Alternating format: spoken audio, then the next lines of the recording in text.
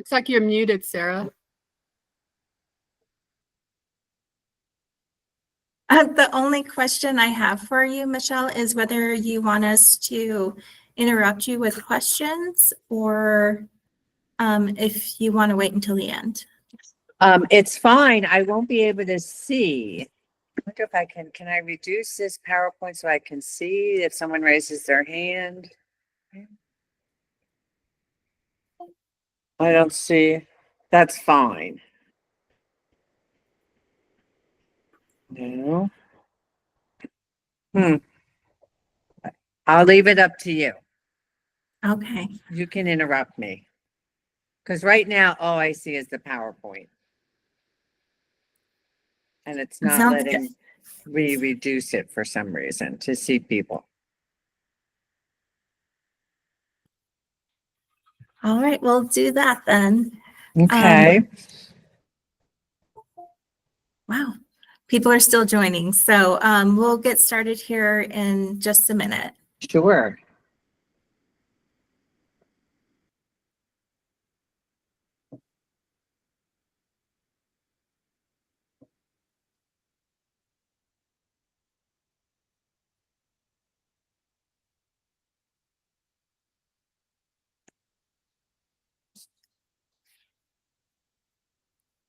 Hello, everyone. We will get started here in just 2 minutes. We are still seeing people joining us.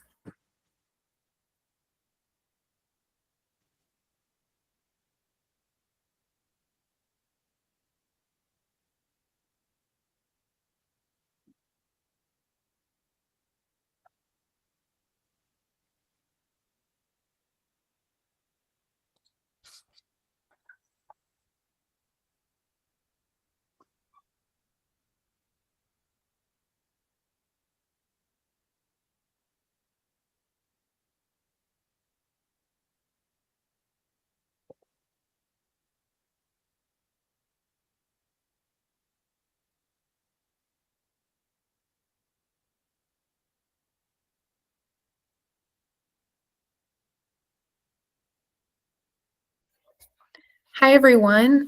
Thank you for joining us for our June 2025 Wrap Quick Tip session titled Storage Solutions on a Budget.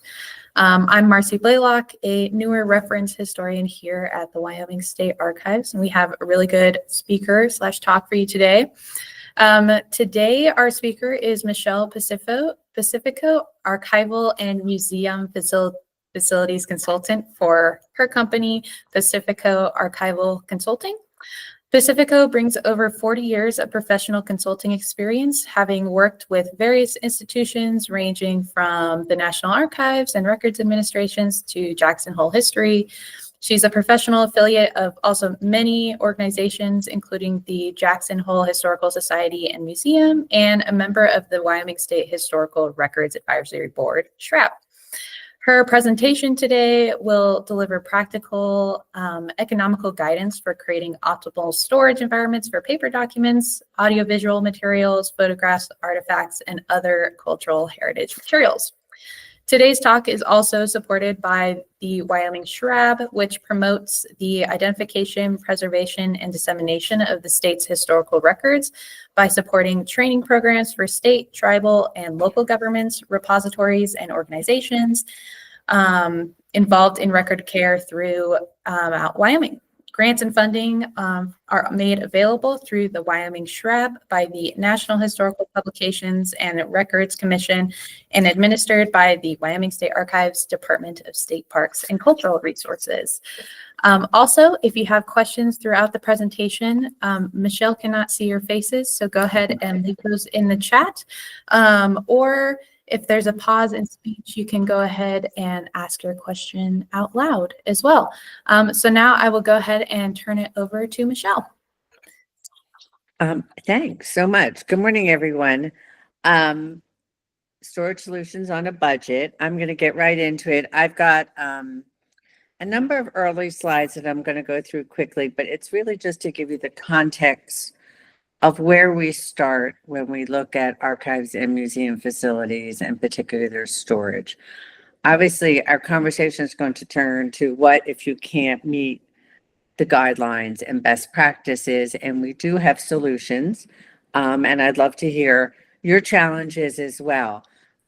This is a little longer presentation, in part because it's going to be posted on the Roving Archivist website as a resource. So if you're wondering why I'm going through some slides quickly, please go back and look at them again if you want to check them out more closely. So today we're gonna go over some of the best practices. What are our goals for preservation? What are our options when we can't meet necessarily the goals that our profession has set up? We're talking about adapting to the realities of your facility. Let's try to keep it simple when we can. We've got some budget ideas, and we've got at the very end, I won't go over them in detail, but there's some resources for you to go for additional information.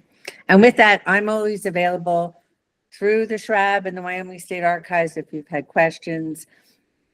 Sarah has sent me some of your questions in the past, and I'm happy to take a look and, see if we can collaborate on some solutions. So we all have realities, we all have challenges, and we know what they are. Budgets, older buildings, lack of space, lack of equipment, lack of staff. And I'd love to hear some of your immediate challenges as well. So these are the standards, guidelines, and best practices for facilities, and they cover all aspects from your site to your loading dock to your roof, all the way through to your collection storage. And I'm going to cover a few of those here in the presentation today. This is a quick look. It's daunting when you look at what's available as a standard, and they don't all match. They don't all give you the same advice. This is a short list of some of the things we refer to when we're looking at archives and museum facilities. And at the end, I'll give you a shorter list if you're interested in really trying to dig in a little deeper. We all know about agents of deterioration. This is what we're fighting, the 10 things that we're constantly trying to deal with in our facilities. And, we have options for a lot of them on a budget, because we can't do it all, but we try to mitigate as best we can. So what's our goal? For environmental conditions, it's the best that you can provide for your media types. I can tell you absolutely really should be at 60 degrees and 40% relative humidity, but that's not possible with your building or your system. So what do we strive for? High heat. We live in Wyoming. We in a lot of our places, we get high heat in the summer. Can we mitigate that at all? And strive for no higher than 72 degrees. Sometimes I say 75. After that, it's getting hot for our collections. With that, our collections are pretty tough, and they're adapting to what you're providing them. And over time, they kind of settle in, sink in, and they're often okay. It's not always the case for our special media, like photographs and film. But we'll talk a little bit about what we can do with them too. Relative humidity is critical. We're all fighting it. We don't want it too high because we're going to invite mold into our collection, and we don't want it too low. Wyoming can be a dry state. Sometimes things like 15% relative humidity is too low, especially if you have wood in your collections, or it's going to cause some brittleness in your film. So again, if we can find something anywhere between 30% and 60% relative humidity, the collections will adapt. Sometimes we have to think about using a dehumidifier or a humidifier. There are some special containers you can buy for some sensitive objects. And I urge you all, if you can, to get a data logger and sort of track your conditions. So sometimes you can go to your management to see if they can help you adjust your conditions. We're always concerned about particulate and gaseous pollutants. Luckily, most of us do not live in New York City or Houston, Texas. So our gaseous pollutants are not high like they are in an urban area. We've really gotten away from telling people they had to filter for gaseous pollutants because it's expensive. The filters are expensive and they have to be maintained. So things like containerizing your collection, using things like dust covers over if you've got textiles, really help with both the gaseous and the particulate. Almost all heating and air conditioning systems have filters. We love MERV 13 or 14 because they really collect the particulates that can harm your photos and film. But even on a window unit, your window air conditioning unit has a filter. Keep that clean, and that's really going to help.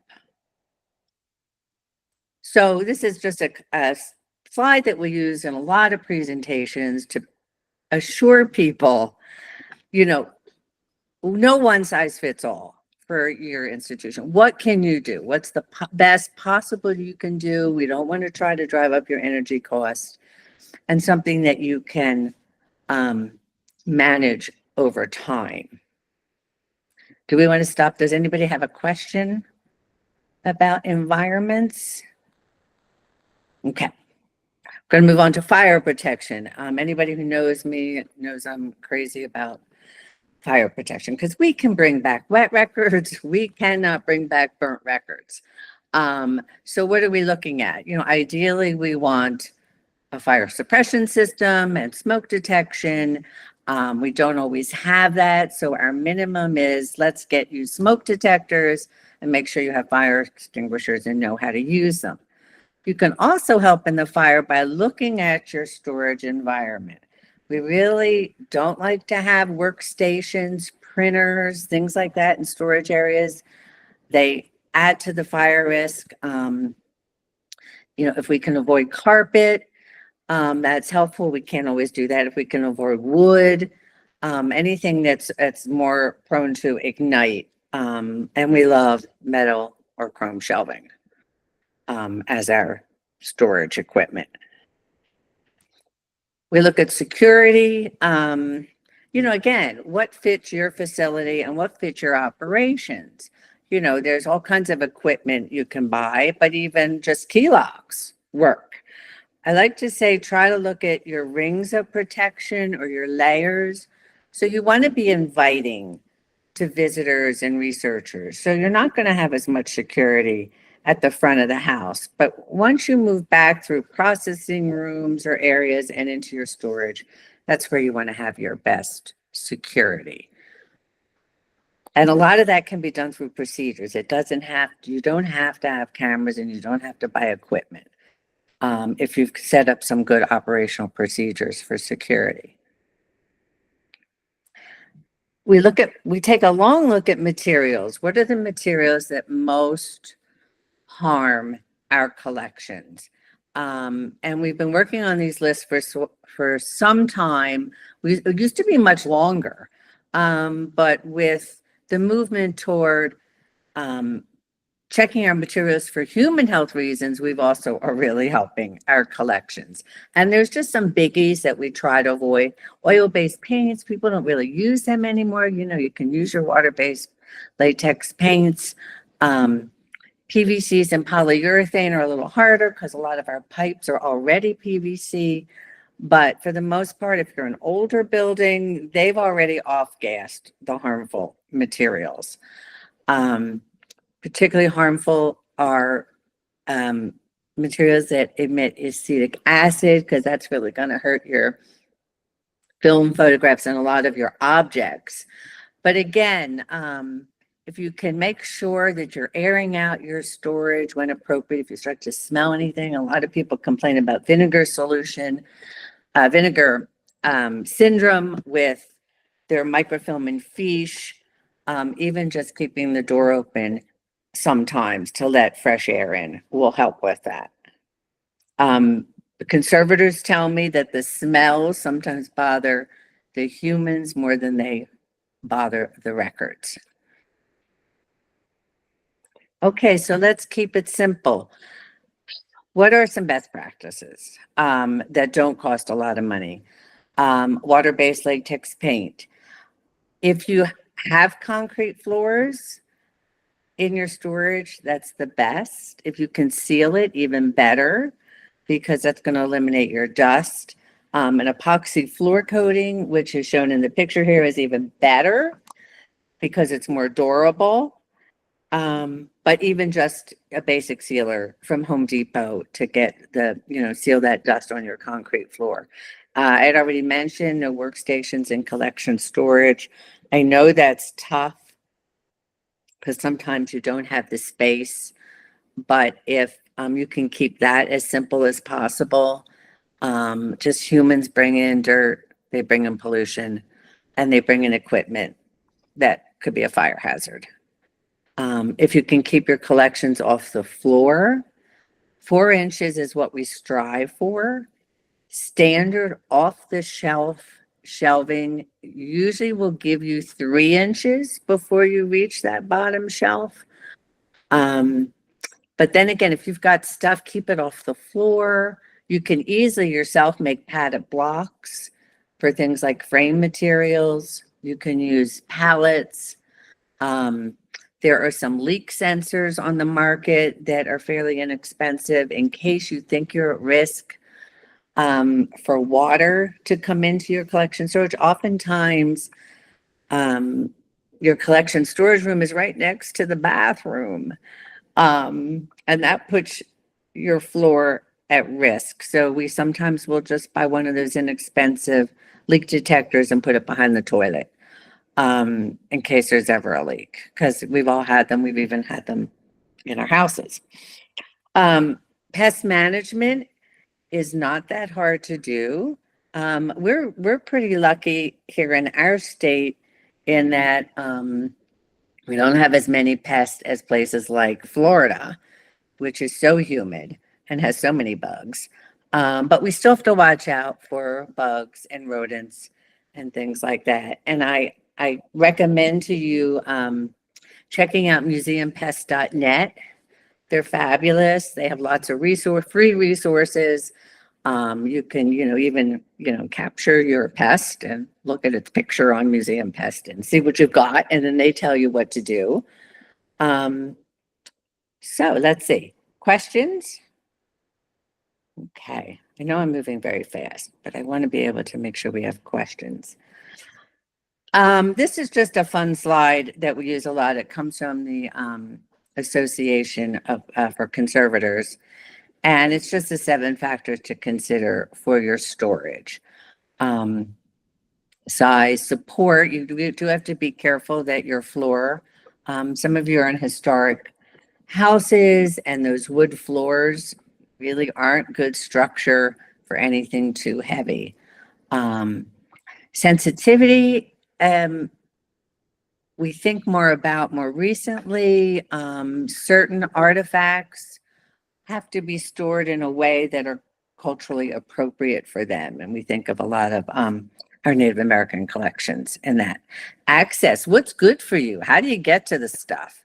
Is it easy? I love shelving that's super high because it's efficient, but that doesn't always work for everybody. Not everybody wants to get on a ladder to get their materials. And again, we've talked about special environments and stability. We've had some disasters with shelving not being anchored correctly.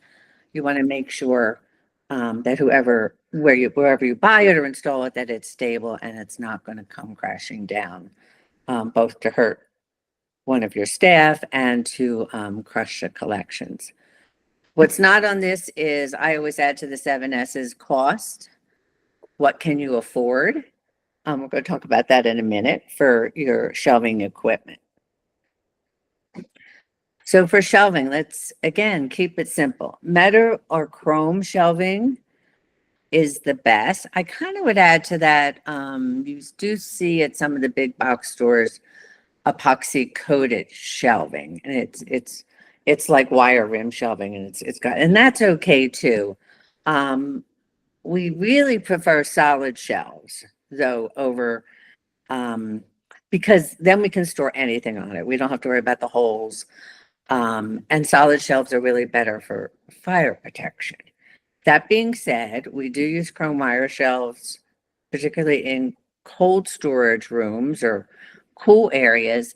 But a lot of us just love that unit that you see there on the screen on the wheels, that you can get from any of the big box stores, because you can wheel it around. It's inexpensive, and that is perfectly fine. If you need to have a more solid surface, Gaylord and others sell like a plastic sheet that you can put on top if you've got small things you want to store on the shelf and the holes are a problem. This is a hard one. We really like to keep shelving 18 inches from your exterior wall, the wall that's adjacent to the outside, because walls can seep water, the roof can leak, and it's going to come right down that wall. We want to be able to get to any disaster that could happen on an exterior wall. So we sometimes try to keep our aisles along the exterior wall. If you can't do that, try to get as much space as you can. 6 inches, even 3. That's not going to allow a human to get back there, but it still will hopefully protect any belongings from any water that might seep down your walls. Okay, this is a big slide because how do we get shelving, supplies, and equipment on a budget? So a lot of us become very masterful at repurposing shelving and flat files. If you're a government institution, oftentimes you can, procure some from one of the other institutions in your government. You can kind of salvage some partners. Sometimes businesses are giving stuff away. I've even seen things on Facebook Marketplace. People have gotten flat files off there. It takes a little searching, but there's a lot, why not repurpose this material? It's good for our earth. Costco and other big box stores like Home Depot and Lowe's have shelving that's fairly inexpensive, that you can buy. More and more archivists and curators are moving to the cubic foot boxes. And I have that picture up there, which is a fabulous storage room. That's the new Pennsylvania State Archives. And you can see they're using all cubic foot boxes. We call them bankers boxes. We call them FRC boxes. They're much less expensive than our document boxes or our 5-inch gray Hollinger boxes. They're, some people don't like them. Of course, they're heavier. They're going to weigh 30 pounds, 35 pounds, but it really saves space and dollars to use them, and it's perfectly fine. I mean, we all love the Hollinger flip top box and want to have some of them, but this is sometimes a little more practical solution, and it's certainly being done across the country. I'm going to move to another slide in a minute, but there's some opportunities to pool your orders with other Wyoming institutions, both for supplies and maybe some equipment sharing. And we'll look at, there's some low-cost cold storage options for your color film. And we can look at some metal outdoor storage units if you need to grow and have no space. So here's some two that some members on this call kindly told me about, some cooperative discount opportunities. And you don't have to belong to both. If you belong to one, I think you get the bennies from both. You need to contact them, though, to get the code, to get your discounts. And they have a long list of vendors that you can buy. Everything from boxes to gloves to erasers to all kinds of things like that. So check those out. I get a lot of questions about, what do I do with my film? Or we just got a donation of textiles and it has moth infestation, or some kind of insect infestation.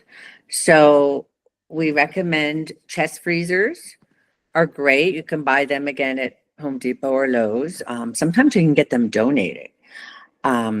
They're great for smaller preservation concerns. And you can see here someone's actually putting textiles into that freezer. Upright freezers also work for color film. That photo is a picture at the one of the National Park Service installations, and they've got their film wrapped up, and it's just a freezer that you could buy off the shelf. If you are going to have access to a colder space, we often use that chrome shelving. Sometimes it's zinc, chrome, epoxy covered, but the key there is you're getting circulation when you're storing things in a colder environment. National Park Service and NEDCC both have great directions on how to wrap your things if you're going to put them into a freezer. I have shared some of them on another slide, but there's a lot of good information out there if you're trying to put some of your materials in a cold environment. This came through Sarah in the Wyoming State Archives. One of our colleagues was looking to get a metal outdoor storage unit. And this can be a solution. If you're not in a facility you like, if you need to grow, if you can talk your management into getting one. There's a link to the one in the picture, and it has air conditioning, it has LED lights. So that's something to consider down the road. We all want to know, what do we do in a disaster? And we encourage everybody to have disaster plans so you know who to call, who gets called. I just thought of this, I can actually post a list of disaster supplies that are inexpensive that you should have on hand. And you can put them in a cabinet, on a shelf, and I'll add that to the slides here. But, you know, should you have a significant disaster, there are 2 companies that can service you in our area. And I know a lot of people have used Belfour. The disaster happens, or it's a smaller disaster, and you don't have the funds to call a company. Maybe you can borrow a freezer truck from your local supermarket or local ice delivery company, or borrow the use of a commercial freezer. And people have done this, and some of the supermarkets have been very nice to our colleagues. And that just allows you to freeze the material so mold doesn't set in till you can get to drying it all out. And again, there's great directions on a number of websites on, should you have wet collections, how to dry them out in an economical way. I think we all know a lot of the suppliers. These are just a few, and those lists from our collaborating institutions have all these suppliers as well. Some select free resources, there's so much, and we're trying to keep up with places like the Roving Archivist, but I encourage you to sign up for some emails with these organizations, because they offer a lot of free publications and webinars. Our own Wyoming Roving Archivist has a resource page that's really helpful. Your regional and national organizations. I really like the publications on NEDCC because they're short and to the point, and they really take into consideration small institutions. The same for the American Institute for Conservation. They have a free, through their foundation, they have a free program called Connection to Collections Care that's set up really to provide support to small and mid-sized institutions. I use it all the time. I sometimes answer the questions. You can pose a question, and all kinds of people will provide answers. And you can also query it by subject. One I just got yesterday is an opportunity through the Colorado State Library to learn about digital collection stewardship. It's a 9-month peer group learning experience, and that is free. And there's lots of those offered by institutions. And I think we've had conversations in the SHRAB about how we can maybe better disseminate some of this information as it comes up, because we all belong to different websites and organizations, and try to get the word out for some of this. I promised you these are the easiest guidelines to reference. The National Archives is long.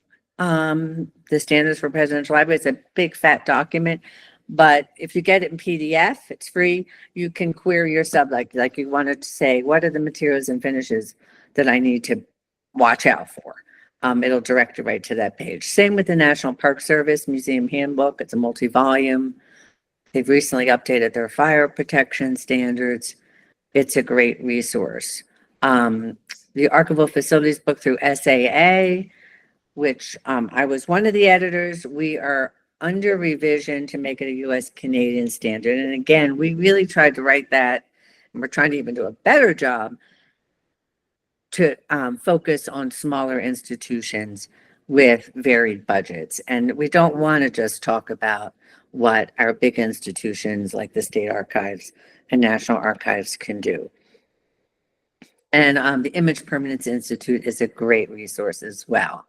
They've got a lot of free publications, and they're particularly aimed at special media, but a lot of it applies across the board to all your collections. So that's it. That was quick. Questions and comments? Maybe I can get out of this so I can see you. Oh, that's me. I might have a problem, but I'll try.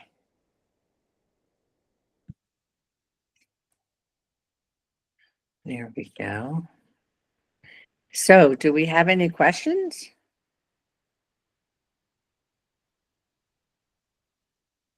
Oh, there I see some of you. Great.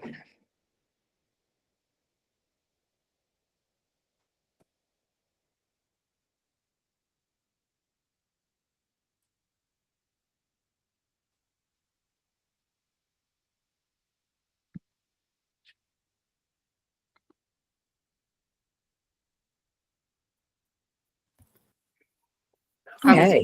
Great. You fixed it. Yay. I didn't know if anyone had anything they would like to share that they're dealing with at their Oh, repository. yes. And no problem is too small.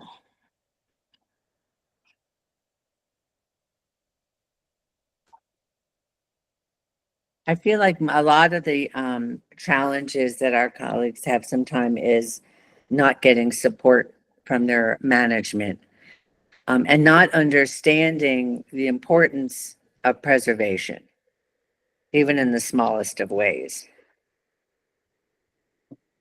I have a question, Michelle. Sure. What is the most common problem that you see in the institutions you work with the storage solutions and general kind of storage problems? Probably the largest one I see is the lack of a good environment. Institutions don't have, it's expensive. Heating and air conditioning is expensive, and oftentimes the systems are old. Sometimes they're really dirty, and that shouldn't be the archivist's problem. That should be somebody in facilities problem. But, things aren't maintained because budgets have been cut. I would say the other, which is a more minor problem, but so much stuff on the floor. We've all seen it, and I get it. You don't have shelving, and where else are you going to put it? And but if you can just get it off the floor, it helps. And I see a lot of framed materials just stacked which is fine. But again, if you can buffer them off the floor and buy some inexpensive board to kind of pad them, because then the frames get ruined. They're just a couple. I think overcrowding, because none of us have enough space. It's, even, all of our state archives, and who's building something new. And we keep, and I think that's the other thing management doesn't realize, like, we keep growing. I'd say there's been a little bit of movement in people developing collection plans because they're finally overwhelmed with stuff and trying to stick to their collection. I think we even see it with some of our archivist group advertising. Does anybody want a collection of these catalogs? Because they don't fit our purpose. And I think that's great. So we encourage people. A lot of the things we can do don't cost money. It's just procedures and operations. If we can tighten that up, that often helps keep us going. Oh, sorry, Michelle. Go ahead. No, you go ahead, Leslie. Well, my husband and I just had a piece of furniture delivered, and it was on this great big pallet. And so we're like, what can we do with this pallet? and so it just made me think about furniture stores and stuff. Have these pallets. Would that be a good thing to keep stuff off the floor? And maybe Definitely. Even though they're wood and they're the cheapest wood you can buy, they're made out of. That's still better. I mean, you kind of make, we talk about balance, and we have to make compromises, and that's better. And it's a fire risk, but it's still pretty minimal compared to just keeping stuff off the floor, because your chances of water damage are bigger than a fire. I mean, a fire is devastating, but all of us, I can't tell you, every client I go to has had some kind of water issue at some point. Okay. Yeah. And that'll just save you time too. If, you do get a flood or. Yeah. Yeah. Yeah. Yeah. It's several inches high too. So. Right. Yeah. Okay. So I would think businesses would donate them. If we see them in the trash. You go to where those big dumpsters are, and you just see them sitting there in the trash. I know we kind of have to be scavengers sometimes and be creative. And I have to say, our profession is so creative in coming up with solutions. I'm always impressed, and everybody has good intentions. It's the dollars, and sometimes the buildings that we're stuck with. Where are you going to move to? Yeah.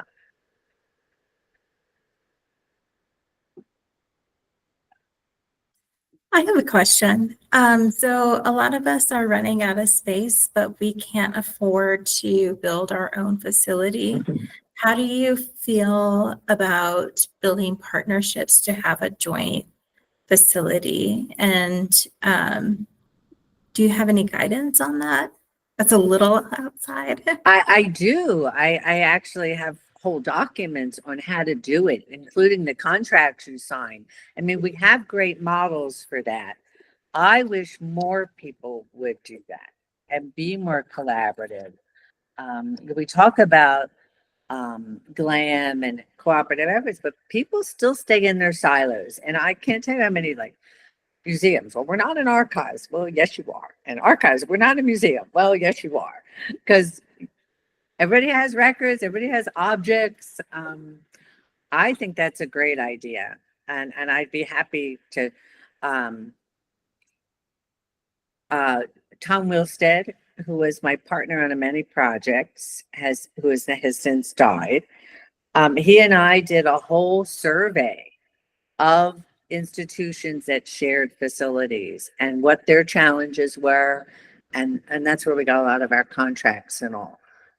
We've got people sharing research rooms, storage, digital operations. It just needs to be kind of just nice human beings who are willing to cooperate and not get so territorial. And we run into that. But it's so doable, and I hope we see more of it because everybody's got budget challenges these days and growth. And where are you going to put? I mean, that's why I was so glad we got the question about that outside storage container, because what do you do? I mean, you got to get it under a roof somewhere. So, yeah, it's not going to go away. I mean, our legislature and the rainmakers think we can digitize everything. But we're not giving it away. We're not throwing it. It's a hard concept because we get that all the time. Why don't you just digitize it? Well, we're trying, but that doesn't solve the storage problem. Still got to store it. And I don't think there's a realization of how much work digitization is. It's not like you digitize something and just pop it up on a website. I there's totally agree with for you, that. Leslie. So electronic storage for that. So Yeah. Oh, there's a question that just Oh, popped. good. Jamie, I have a question, but I didn't see the question. Does somebody have that? Here it is. Okay. Yeah, Jamie. Yeah. Jamie is asking, is it a good idea to stack things to a certain height prior to reordering items for storage?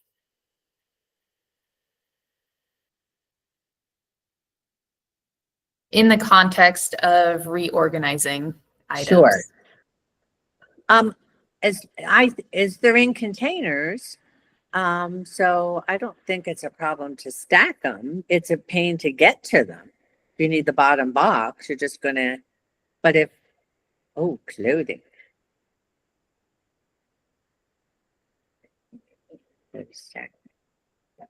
I'm not sure I understand. Is it in boxes, in containers? Is everything in containers?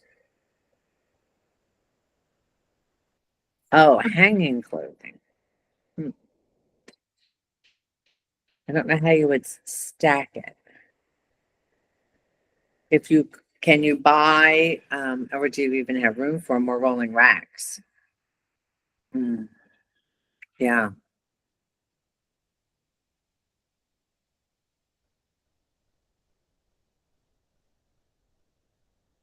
Yeah. I don't have a simple answer, Jamie, except for you have to kind of do the best you can do and know that it's going to be a headache until you get organized. Rolling clothing racks definitely would work, and you can buy them at Target. And you can, if dust is an issue, you don't have to buy those nice covers from Gaylord. You can just buy Muslim or any kind of cloth, old sheets, and cover them if dust is an issue. I hope that helps. Yeah. I was just at the Texas State Archives, and they have their frame material on the wall on those. I can post a picture of them too on the presentation, just on that, what would you call it? Like tool racking or the racks on the wall. And they just had them covered with like equivalent to a moving blanket that they inherited. They washed them and they have them. So, they have all the frame. I'll post a picture, but they have the frame materials on hooks on the wall. And then they just put holes in the blankets on hooks and hung them over the paintings to protect them, both from dust and in case they were trying to prevent people from bumping into them and things like that. I mean, I thought that was a great solution. If we conservators like to take things out of the frames and store them in flat files or oversized boxes. But a lot of people want to keep the material in frames because they're going to use it for an exhibit. They don't have time to process it. Just as like, we'll get to that next year kind of thing. So I will post a photo of that. So you can see photo of hanging Anything else? Is there other things? I have library of photographs of both pretty and not so pretty, because we often take pictures of what's not working so that we can work on solutions. But if there's anything you'd like to see from me, I'm happy to share. You can either tell me now or send an email to me, or I'll put this on Sarah, but send it to Sarah or to the Roving Archivist website. And we can see if we can address that and help. And we're always happy to help. I mean, I think we're a very lucky state in that we're so welcome to share resources and kind of help each other out as best we can. I have a question, Michelle, about clothing. I was thinking about the bags that cleaners use to protect your clothing just so you can take it home. Is that an option for places to use, or is it off gas too much? Yeah, and it holds in the moisture. Okay. So you're not getting any circulation, unfortunately, because that's a very inexpensive solution. But I'd rather see you make your own covers out of sheets. Okay. You know, if you can get people not to donate them to the dog shelter and donate them to the archives, it's just better. It just allows the air to flow. You couldn't even like poke holes in the. Oh yeah, yeah. I mean, poke holes in the one from the dry cleaner, but I can see a sheet really pretty inexpensive. Yeah. Okay. Because they tell you not even to keep your own clothes in them. Yeah. That you should take them out. And then if a moth gets in there, it's going to have, you know, a vacation under that cover. Yeah, that's true.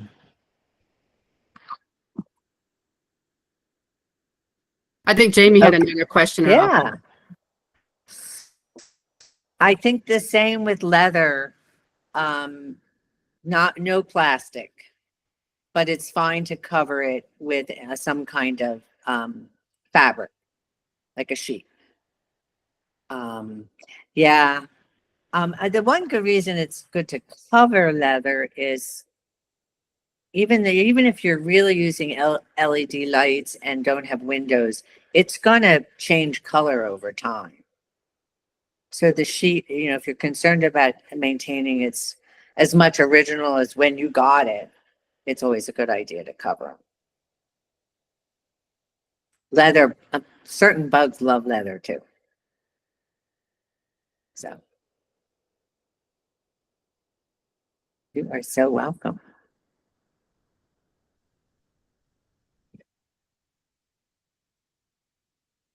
So I think, Sarah, I'll add some slides and wait a few days to see if we get any questions, and then we can post it. Well, you know what? You can post it.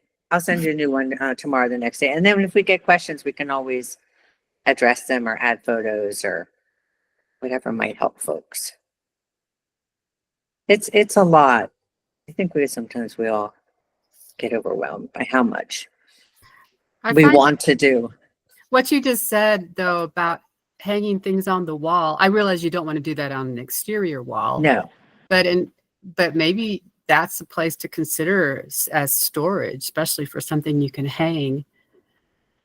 Absolutely. Is the wall and don't have to worry about Absolutely. putting it in a box. And it goes up pretty high, depending on how high your ceilings are. Yeah, I guess like you said, you have to be careful not to bump into it. But yeah, I hadn't even thought about the wall as a storage opportunity. I mean, companies like Space Saver and all sell a fancier version of that racking on the wall. I've also, and I'll include this picture, for those who have rolled drawings or rolled textiles, you can just buy the brackets at Home Depot and hang them on the wall and just run them across the brackets. I've seen a lot of institutions do that. Colorado State Archives, in fact, has done that. I'll post some photos of that. That's a very inexpensive solution to get things off the floor that are oversized like that. We love for drawings and textiles to be flattened, but that's just not practical, especially if you have a lot. They're rolled. Are there certain types of hangers that you'd want to use if you do need to hang something? Like you see the ones that are padded hangers. Are those better than, say, just a regular plastic hanger, for example? For textiles? Yeah, I'm thinking about for clothing, what type of hanger might be, or I guess any textile really that you're hanging that you Yeah. can't put in a box. I mean, nobody wants them hung because they stretch over time. But I think places like Gaylord sell padded hangers. Yeah. or maybe And again, that's something, you don't want the dry cleaner metal hangers because it's going to, but you've seen when you go to stores, the plastic hangers that have the nice padded foam. Sometimes you can get those donated or take them out of your own closet. Goodwill. Yeah. Goodwill. Yeah. Yeah. I mean, you can make your own too, your own padded things, but not everybody has time to do that. So, I mean, you can buy roller foam and put them. You just don't want that wire on the textile. And again, the conservators will tell you if you can't box it over time to kind of rotate it if you can. So in other words, don't keep it for years on the shoulder, the hanger. Maybe you fold it and put it like sort of to rotate it, just like you rotate other things for conservation reasons. Don't keep it static for so long because it's just going to leave an imprint. That's a good idea. I can see taking it, and then fold it on the hanger instead of having it hang by the shoulders like you typically. Right, forever. Okay. Yeah. Something that's just, trying to use your common sense and how you can kind of preserve it for as long as possible. And also depends on the material. I mean, men's wool coats are going to do much better than a lace gown or a, historic dress.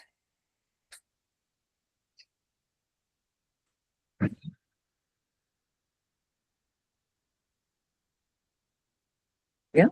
And then, what do we do with museum objects? We'd like to see them containerized for the protection that the container gives for dust. Helps with even with fire, but nobody has all the money for all those boxes. So we see tons of museum objects just sitting on the shelf. And again, keep the lights off if you can. So if you have a series of museum objects that have been sitting on the shelf for 3 years and nobody's touched them, rotate them. Because again, you might wind up with an object that's lighter on one side than the other. Because even just, your lights, we really like to keep the lights out. We love LED. It's saved us. We used to have lighting guidelines that went on for 20 pages, and now we just say LED. And cover your windows and things. But any of those things that are on the shelf exposed, you really should inspect them once in a while. See how they're doing. Oh, let's see. Oh, wow. Okay. Thanks, Robert. How cool is that? How to sew your own dust covers. That's very cool. It was very sew. cool. It was We need a volunteer to sew. That's so cool. I was just thinking when you were talking about sheets and clothing, sheets and objects, or Yeah. if you can't afford a box, you could at least cover it with You can cover them. And or a sometimes they don't towel even or cut. pillowcase. They use double-sided tape, or they just stick it to the shelf and make a drape. It just helps keep things in the dark. Anything you can do to keep your materials in the dark and protected from the environment. Oh, that's a good idea. Instead of each piece getting a pillowcase or whatever, Right. you put something on the shelf itself that covers everything. Oh, that's neat. Okay. And I say, probably other people have thought about that. It's just something that No, yeah. I have thought I about. went into one place that had them. So you picture like 6 vases on a shelf, and they covered them. But then one broke because somebody didn't know what was under the cover, and they were sitting right on top of it. So hanging them, really somebody could pull it aside and see, sort of protects the fragile objects a little better than just, because even, I mean, we love to put in notes on boxes when they're fragile, when you've got them in containers. But so many of our objects require unusual sizes that would just, the big institutions have a lab and they're fabricating their own boxes. Yes, us smaller institutions can't do that. So we just have to be creative in how we're storing. Can we use, like, I don't know, regular moving boxes? Like, for example, my husband and I, when we've moved, we typically go to a liquor store in their boxes because they're typically pretty heftier because they've been holding glass. And so we pick up, they're like, let's take them off of our hands. Is that a good option? So conservators would say only buy from the conservation suppliers, you're acid free. We did a study way back when. Remember when we all had to buy acid-free folders? I need to put that in there too. You don't need to buy acid-free folders. We did a study that the files that you buy at Staples really don't add that much acid. And you figure a file. So if you're really concerned, you could put like a piece of acid-free paper in front of the first and last page in your file. But they don't. So like the National Archives doesn't even use, for a lot of their collection, acid-free folders. They use cheap folders. And I feel like the same with the boxes. It's not going to send that much acidity, especially if it's not, the object isn't touching the box. You put a little buffer around it. Yeah. It's going to be fine. I went into one institution and they had a bottle collection and they were using wine boxes. How great is that with the dividers? Exactly. Yeah. Yeah. I think you have to think about what's the best protection for your objects and your budget. And I think that's fine. If you have the money to buy special boxes, great. But if you don't, I'd rather see the object containerized than not. It's going to be at risk for getting knocked over or for deterioration just from being out in the element. I like that idea though, Leslie. Yeah. Going to the grocery store. Liquor store. Well, grocery store too. Grocery store too. First drink the wine, then use the box. That's right. Yeah. So I hope this gives some people some ideas of just ways to make it better using simple things or using things that you can easily get.